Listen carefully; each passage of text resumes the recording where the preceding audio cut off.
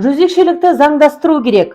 Экс-депутат Айгүл Соловьева жезөкшелікті заңдастыру қажет екенін айтады. Ол мәжілісте жүрген кезінде де бұл мәселені бірнеше мәрте көтерген екен. Естеріңізде болса, жақында Алматыда жас қыздарды жеңіл жүрістен пайда табуға тартып, экскорт желісін ұйымдастырған 25 жастағы блогер қыз ұсталған еді. Бұл жағдай қоғамда қызу талқыға түсіп, бірі экскортшыларды қатаң жазалауды талап етсе, депутаттар мұны заңмен реттеу қажет екенін айтады.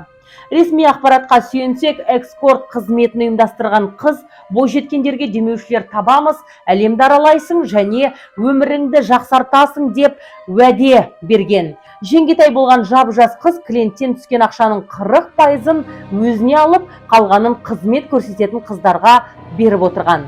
Осылайша ол бір жылдың ішінде 209 миллион теңге табыс тапқан. Ал өңшең бай бағландарға қызмет көрсетіп келген қыздар бір сағатта 500 мың теңге алып отырған. Экскорт желісін ұйымдастырған блогерге 15 жыл аралығында бас бостандығынан айыру жазасы тағайындалуы мүмкін.